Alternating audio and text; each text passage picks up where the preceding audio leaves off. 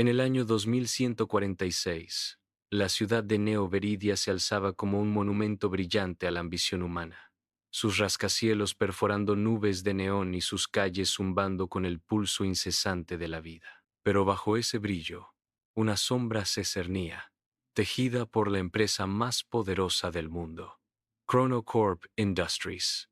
Habían logrado lo impensable, lo que antes era solo una fantasía de la ciencia ficción. El T-Pulse, un implante capaz de transferir el tiempo de vida entre las personas. El tiempo, el recurso más preciado, se había convertido en la moneda definitiva. Elara, una joven de 28 años con ojos que reflejaban la luz fría de las pantallas de su oficina, trabajaba en el sector de balance temporal de Chronocorp. Su tarea era meticulosa: asegurar que cada transferencia de tiempo fuera ética. Una palabra que, con el paso de los años, había perdido gran parte de su significado. Al principio, el T-Pulse fue un milagro. Familias donaban minutos preciosos a seres queridos enfermos. Millonarios compraban años extra para prolongar su legado. El Ara, como muchos, creyó en la promesa de un mundo donde la vida podía ser gestionada, optimizada. Sin embargo, en su fuero interno, una pequeña semilla de inquietud comenzaba a germinar. Veía los saldos vitales de los donantes y los receptores, la abismal diferencia entre los que tenían décadas de sobra y los que contaban sus días en segundos. Los relojes de pulsera ya no marcaban la hora, marcaban el saldo vital. El suyo, en ese momento, mostraba un cómodo 47 años, 3 meses, una cifra que le permitía una existencia sin preocupaciones inmediatas, pero que la ataba inexorablemente al sistema. Una tarde, mientras revisaba un lote de transacciones de rutina, un patrón inusual captó su atención. Pequeñas fracciones de tiempo, casi imperceptibles, se desviaban de cuentas inactivas hacia una serie de receptores de alto perfil. No eran donaciones registradas, ni compras directas. Eran fugas. La curiosidad de Elara, una cualidad que su madre siempre describió como su mayor virtud y su mayor defecto, la impulsó a investigar. Pasó noches enteras sumergida en los intrincados algoritmos de Chronocorp, sintiendo cómo la verdad se retorcía bajo la superficie de los datos. Fue entonces cuando encontró el archivo oculto, un repositorio cifrado que el sistema intentaba borrar cada 24 horas. Con manos temblorosas, logró acceder a él. Lo que descubrió la dejó sin aliento, el aire de la oficina pareciendo de repente denso y asfixiante. El archivo contenía una lista interminable de transacciones no registradas, millones de ellas, y cada una, sin excepción, estaba vinculada a un mismo origen. La red de suministro global. No eran donaciones humanas. El tiempo no provenía de actos de caridad ni de acuerdos comerciales. Provenía de procesos automatizados, de implantes sincronizados con personas que nunca habían firmado un solo contrato. Millones de pobres, de marginados, de aquellos que vivían en las zonas olvidadas de Neo Veridia, estaban siendo drenados en silencio. Los llamaban donantes fantasma, seres humanos convertidos en baterías biológicas de tiempo. Cada segundo de vida extra para un ejecutivo, para un político, para un artista famoso, era un segundo robado a alguien más, a menudo a alguien que ya vivía al límite de la existencia. Elara sintió una náusea profunda, una mezcla de horror y rabia. La semilla de inquietud había germinado en un árbol de indignación. Su conexión con el sistema, antes una fuente de seguridad, se convirtió en una cadena que la ahogaba. Recordó la mirada vacía de un anciano en el distrito bajo, su reloj parpadeando en rojo, y el brillo opulento de los implantes en las muñecas de los ricos. La ética de Chronocorp era una cruel farsa. La revelación la consumió. Elara no podía seguir siendo cómplice de tal atrocidad. Intentó denunciarlo, primero a sus superiores, luego a los pocos contactos que aún conservaban un atisbo de moralidad en la corporación. Sus palabras fueron recibidas con miradas frías, silencios incómodos o, peor aún, sonrisas condescendientes. Elara, eres joven, idealista, le dijo su supervisor, con su propio reloj brillando con un saldo de más de un siglo. Así es como funciona el mundo ahora. Es la economía biológica. Pero Elara no se rindió. Preparó un informe detallado, recopilando pruebas, imágenes, registros de datos. Estaba decidida a exponer la verdad, a romper el silencio que envolvía a los donantes fantasma. Sin embargo, antes de que pudiera hacer pública su denuncia, el sistema contraatacó. Una noche, mientras dormía, una alarma estridente la arrancó de su sueño. Su reloj de pulsera, que siempre había sido una fuente de tranquilidad, parpadeaba frenéticamente. Saldo vital restante, 1 hora. Elara sintió un escalofrío que le heló la sangre.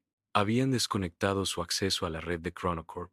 Su vida, su propio tiempo, se estaba agotando en tiempo real. El miedo se apoderó de ella, un miedo visceral que nunca antes había experimentado. Corrió por las calles de Neoveridia. Los anuncios luminosos de compra tiempo ahora, burlándose de su desesperación. Cada segundo que pasaba era un latido menos, una respiración más cercana al final. Su reloj, antes un símbolo de su vida, ahora era un contador regresivo hacia su propia aniquilación. La ciudad, antes un espectáculo de luces, se convirtió en un laberinto de sombras y amenazas. Se sentía como una de las víctimas que había descubierto, un donante fantasma, cuya existencia estaba siendo borrada por un sistema invisible e implacable. La ironía era cruel, la justicia inexistente. Con el tiempo agotándose, Elara se dirigió a la sede principal de Chronocorp, un monolito de cristal y acero que se alzaba sobre la ciudad como un dios indiferente. Su corazón latía con una mezcla de terror y una furia helada. Exigió hablar con el director, con quien fuera responsable. En su lugar, fue recibida por una voz sintética, fría y sin emociones, que resonaba en el vasto y desolado vestíbulo. Usted ha consumido tiempo que no le pertenecía, dijo la voz, sus palabras resonando en el silencio opresivo. Elara no entendió. ¿Cómo podía haber consumido tiempo que no le pertenecía? Ella siempre había trabajado por su saldo. Había ganado cada segundo. Pero entonces, la voz proyectó una imagen en la pared de cristal.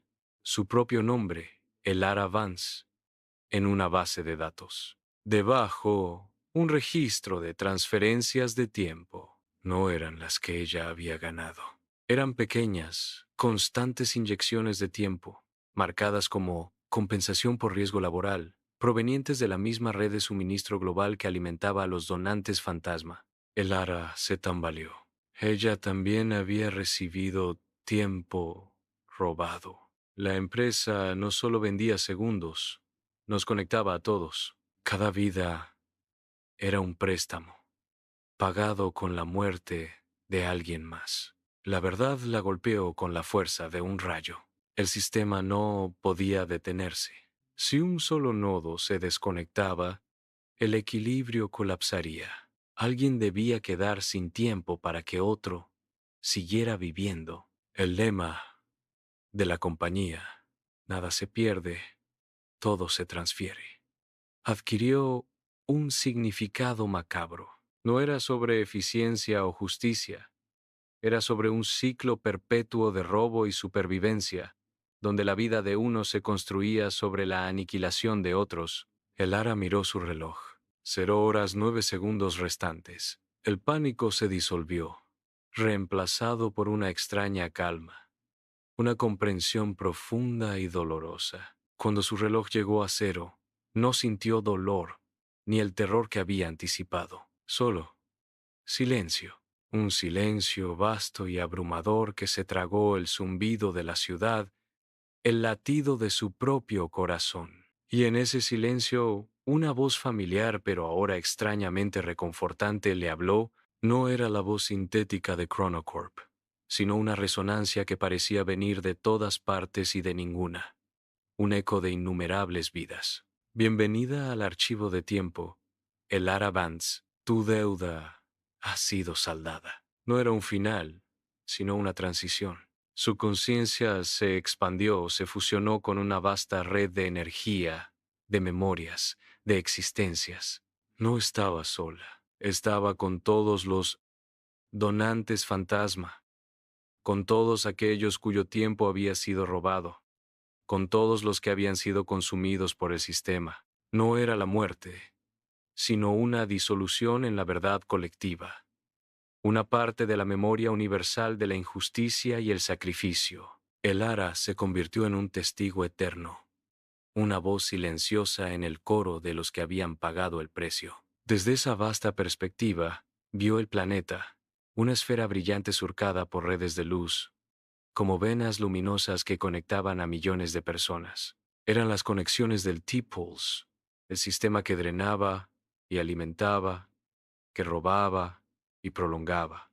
Dicen que el tiempo es vida, pero el Ara, ahora parte del archivo, sabía la verdad. El tiempo era el negocio y nosotros éramos la mercancía. Y en esa comprensión, en esa unión con la verdad colectiva, encontró una forma de paz, una elevación más allá del sufrimiento individual. Su sacrificio no había sido en vano. Se había convertido en una parte inquebrantable de la memoria del tiempo, un eco eterno en el vasto universo.